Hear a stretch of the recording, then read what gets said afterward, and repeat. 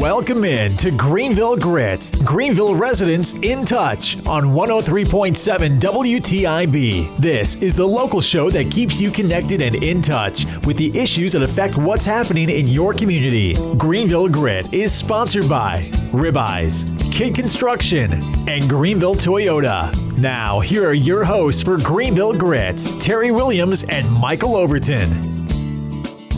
Hello and welcome to Greenville Grit. I am Terry Williams. And I'm Michael Overton. And Terry, we are continuing our meeting with every person who is either on council or is running for council for Greenville City Council. So today we have Rick Croskery, council member for District 5, City of Greenville. Rick, thank you for coming on the show today. Thanks so much for having me. Look forward to hearing about your experience over the last 2 years and then really what you can foresee if you were to win, what the next 2 years holds. But before we get into the show, we always thank the sponsors that allow the show to go on. So thank you, Greenville Toyota, for your continued support. If you're looking for a new Toyota or Scion or a new used car, go see Craig Gillis and the Greenville Toyota team. You can catch them on the web at greenvilletoyota.com. in person on Memorial Drive across from Fresh Market, or call them on the phone, 321-3000. Thank you for Ribeyes Steakhouse. Ribeyes, one of my favorites. And actually, I have seen you at dinner there, so I know you're a supporter of Ribeyes too. But great. If you're looking for a great steak and just a great atmosphere and good times with your family and friends, visit them at Ribeyes at the corner of Arlington and Fire Tower in Greenville. They also have a location in Williamston. Lastly, the Overton Group Real Estate Professional, serving all of Eastern North Carolina in commercial real estate leasing, sales, business brokerage, property management, and residential brokerage. We are going to take our commercial break. We'll be back in 2 minutes, and we'll start talking with Rick Croskery. Be back in 2.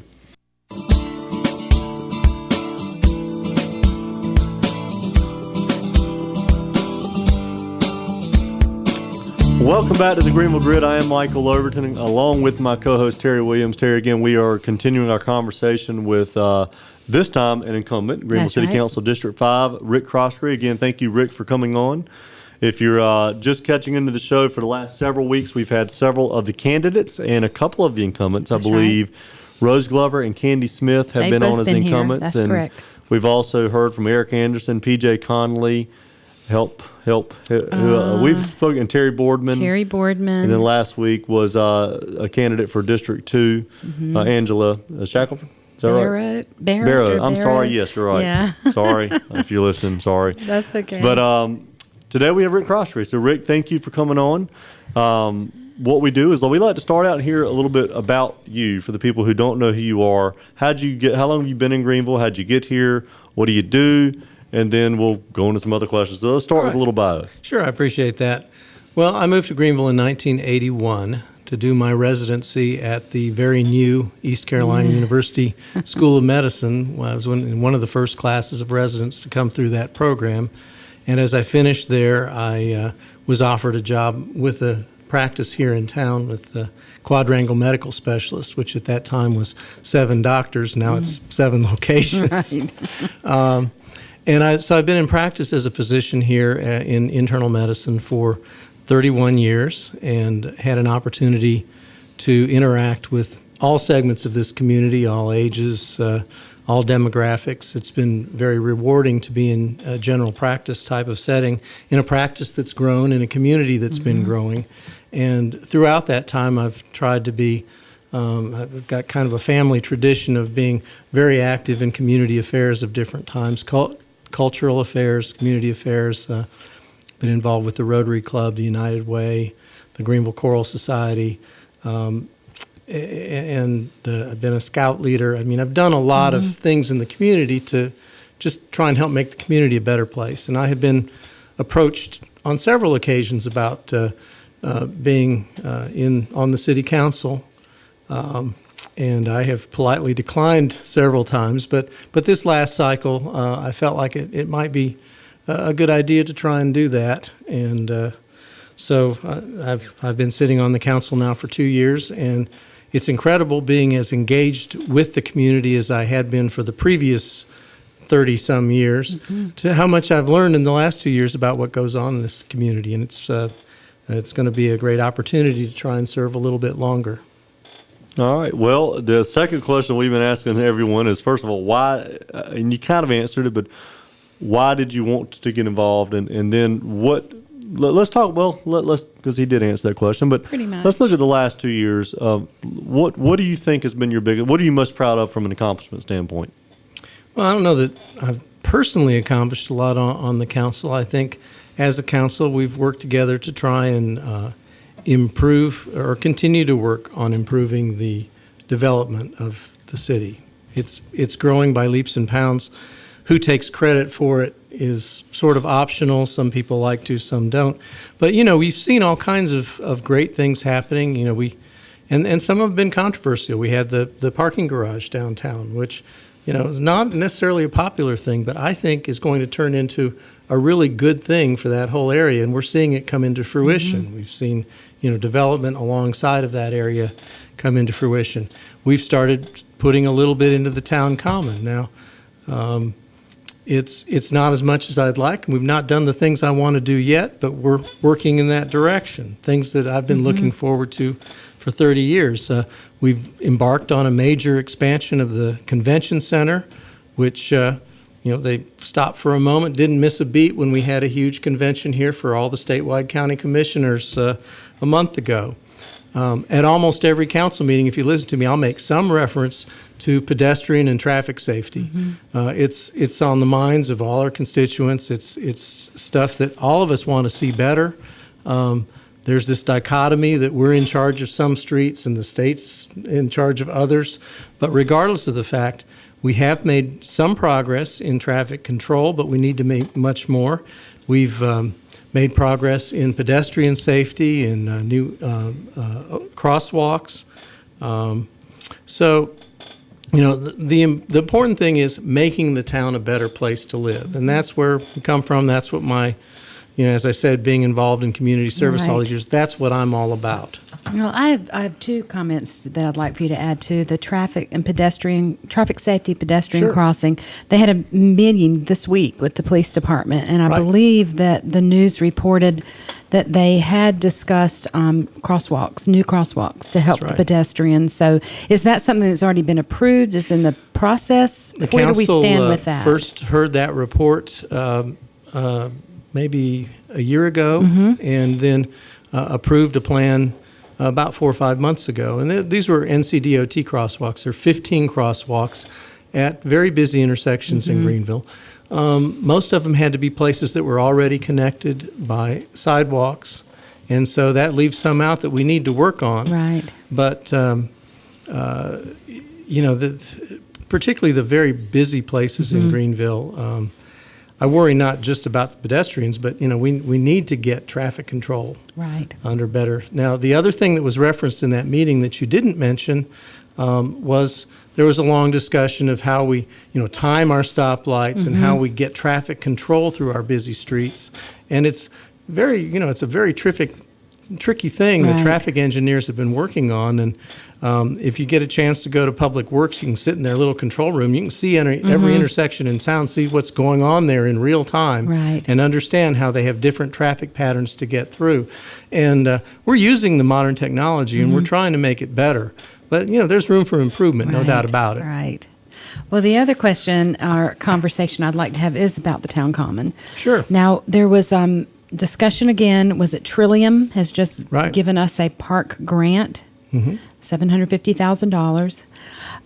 That we discussed it a little bit ago because I thought it was for one thing. Michael thinks it might be for something else. So if you could tell the public what that is to be used for. And my concern is, I served on that committee when we did the Town Common Master Plan, and it really needs to be updated and redone. That's been great discussion about that.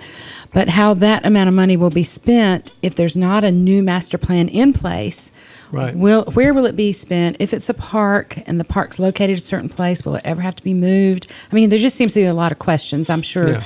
Well, you might not have all the answers yet. And I don't have all the answers. Right. The thing about it is, part of the grant means that it needs to be spent in the next year. Right. And that's one of their stipulations. And it is for it to be accessible, handicapped accessible. Right. Sort of like, the Drew Steele Center is a great success story in getting accessible playground recreational facilities. My understanding is that it would be probably to the east of the amphitheater that's there. I don't know if it would include bathroom facilities. That would be great if it did, but it's $750,000. The last town common improvement that our council talked about and approved was $250,000, basically an engineering plan, not a master plan, not what goes where, but to make sure that the soil, the slopes, the access areas are all appropriate for the things that need to be done as part of the master plan. All of us look at the master plan and say, well, I do this or this a little bit different, and obviously it's open-ended, but there are a lot of good things in that plan, and it's been updated a couple of times.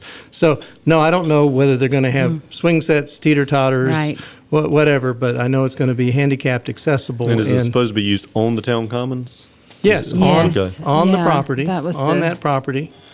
And but is the $750,000 to be for a park? I think can it be used or with any other funds from the city like the 250? I don't know if 250's been spent yet. Well, but that's what I was asking. Or was it specifically given for a certain purpose? I guess it's a grant, and so we actually applied for the grant and got it.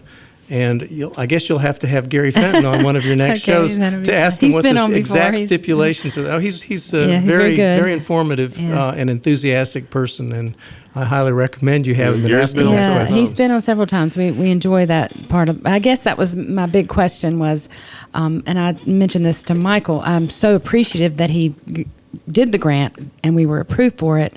But it still concerns me a little bit how everything's going to fit together and it be used and not have to be redone because nobody wants that. And I'm sure he's thought that out, but I'm just saying because there wasn't a new master plan. And we're thinking in the long future, obviously a big part of employing the Tar River Legacy Plan that was approved at the beginning of this thing, and again with some controversy, was doing things along the river, and Parks and Rec is a big part of that. And if you talk to Gary anytime, he's not talking about what we're going to do next year. He's talking about what we're going to do to make the place better for the next 50 years. And I think we're in good shape with that. Yeah. Anyone who knows anything about my family knows that we're all about water. So, I mean, I want the water to be used. I think we have a wonderful asset that is highly underutilized. As a matter of fact, I remember in the very early 80s, we actually had a ski show on the town commons. And we spent quite a bit of time cleaning logs out, so we knew we wouldn't put a hole in the boat. But I remember that ski show and being a part of that. And the river's just never really been utilized since. Why was the town commons excluded from the Tar River Legacy Plan? Because that is such an integral part of the entire river usage.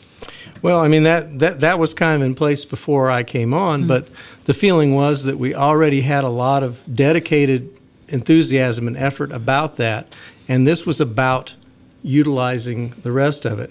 And it's not in a vacuum. I mean, the people who came in and did the plan had lots of questions about it and reviewed all that, and they want to coordinate everything they did, but said, people are going to naturally focus their attention on that piece of property, and we need to really do things with it.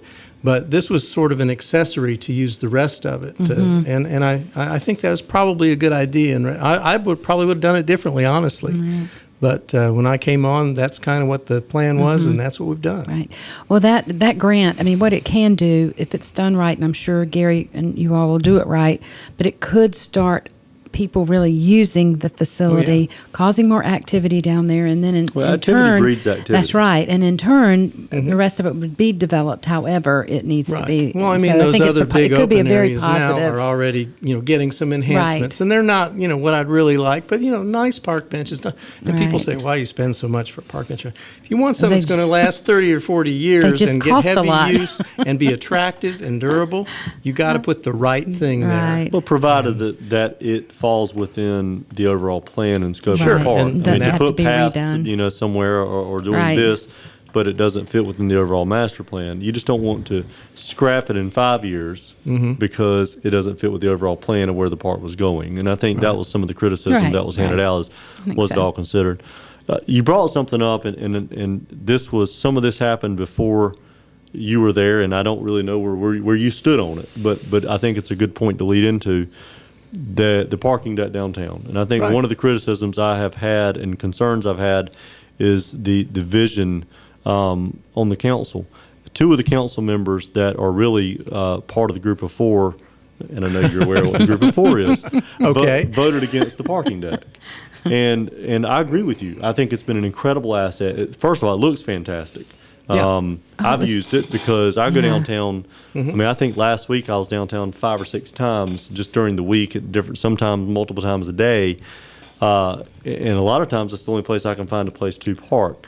My concern is you take something that was controversial like that two of the existing council members voted against, and I know you weren't there, so you didn't vote against it. I think this was done in the previous council. But now you can look at that and say, wow, what an addition.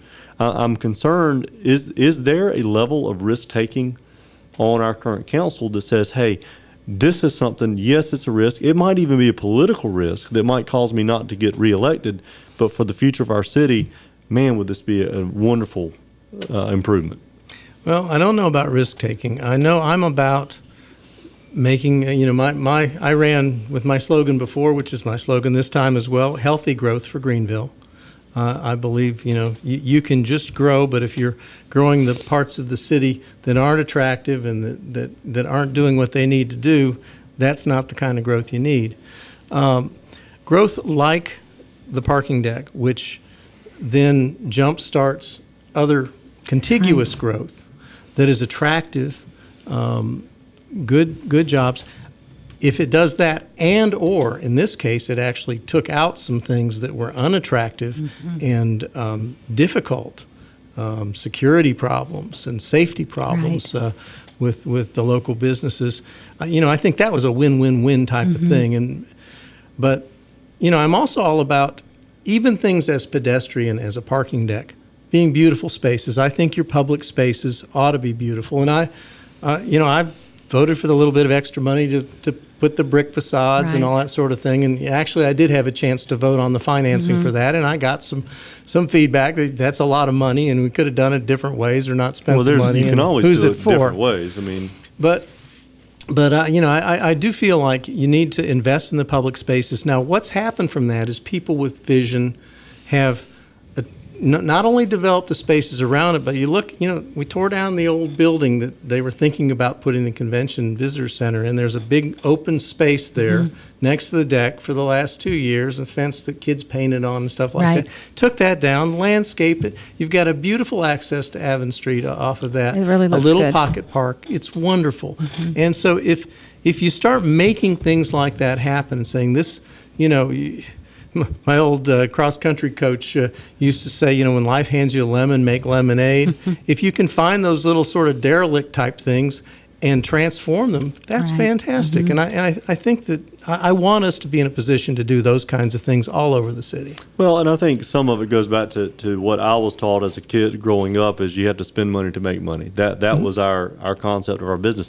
We were unusual. We had a $60 million company with no budget. Right. Matter of fact, we made more money when we had no budget than we made when we put a budget in place, because people weren't fearful of losing. I money. live 2 Right. blocks from the First Overton Yeah, store no, next to the Overton But supermarket. my point in saying that is Remember you that. have to invest in parking decks that, yes, controversial, yes, expensive, but provide an avenue and an ability for people to go down there and have a place to park, to do it, whether it's that or putting more alleyways in or continuing to enhance the town commons. I mean, all of this will feed off each other, but it does take that one, and this is definitely not critical to you, this is just me talking, but it takes that one person that will take that step and say, you know what, we need to do it. The city's going to have to put a lot of money into this thing. This is very risky, but this is the right thing to do. I'm fearful that we don't have that vision to do that. Again, it's not specific to one person, but it seems just to kind of be the overall council. It seems to be more reactionary. How do we get to a point where we are really proactive More visionary. and proactive towards economic development? We lost Carl Reese. And I'm fearful there. Where are we going? Are we just kind of floating now? Because we were just starting to get legs on recruiting businesses here, and we've got to bring jobs to this town for it to continue to grow. Well, I'm all about quality of life, and I feel that people overlook quality of life as an incentive for economic development. you need to have a town that people want to live in. Absolutely. That people are attracted to bring the businesses in. And I worry, economic incentives like, tax breaks and stuff like that to bring industry in.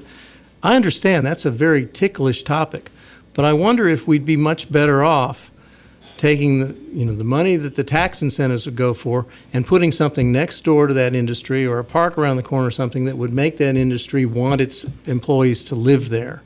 And that's the kind of negotiating we need to do as we attract the developers and such. We certainly want to make it easy for them. We want to assure them their tax rates, that sort of thing. But we also want to say this is our product is our city.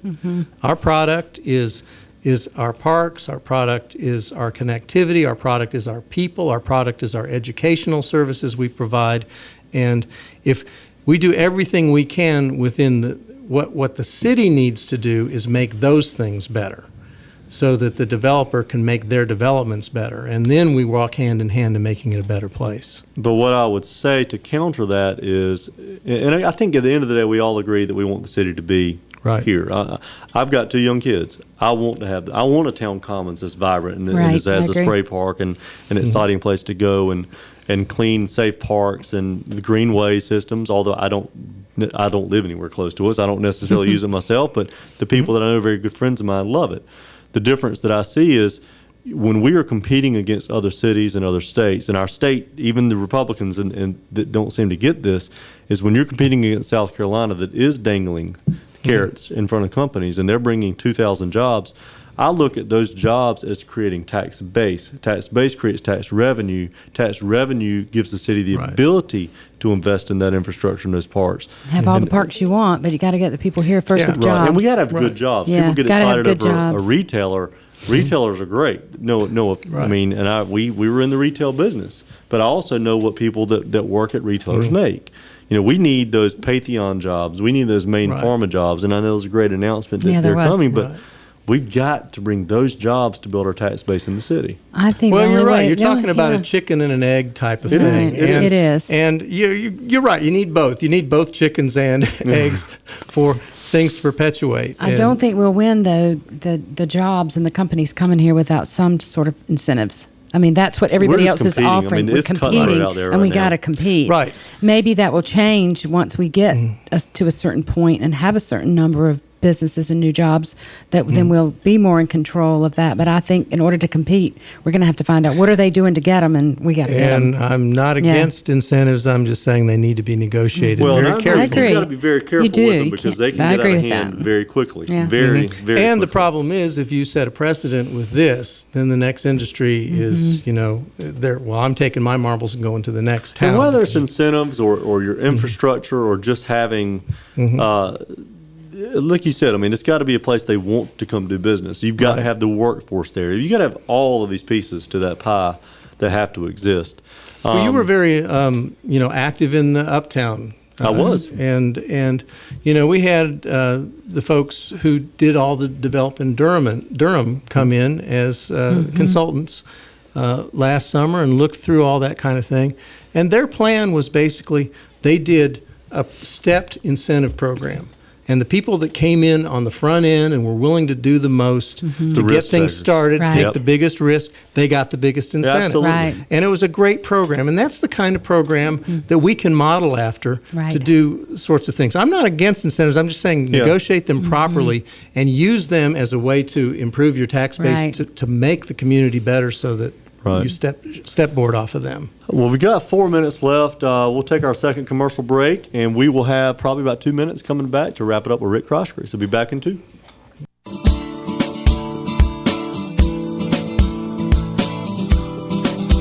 Welcome back to our show. We've had a great discussion with Rick Croskery, who is the incumbent running for District 5. And we really appreciate you sharing with us today about your thoughts and just what else would you like for the public to know with the election coming up? Maybe share something about your website or some different things. One thought that just occurred to me about my district is that, we were talking a lot about the town common and such. And, of course, I'm in the sort of the southwest quadrant of Greenville where there's been a huge amount of development. We have sort of an interstitial line between us and Winterville, Right. and the ETJ, and we have a lot of spaces there where there's a lot of development, and we have very few parks there. So, one of the things we need to work on is we need to work on green spaces and parks for our citizens who live sort of outside of that central Right. core part of the community too. But to get to the election, I'll just tell people if they We want got to about 30 seconds. get So in touch, give us if they the want to website. get in touch with me or my committee, I have a website which should be simple. It's www.crossgriefercouncil, all one word, Okay. .org. And there's also a Facebook page. If you look for Richard Crossgree City Council, you'll get to Facebook. But either way, you can connect with us if you want a yard sign or make a donation or give me a suggestion on what I should be talking Well, Rick, about. thank you Sounds for coming great. on the show. Again, you can catch this on YouTube. You can also catch it again 6:30 Friday night, 9:30 Saturday morning. Until next week, thank you for joining the Greenville Grit.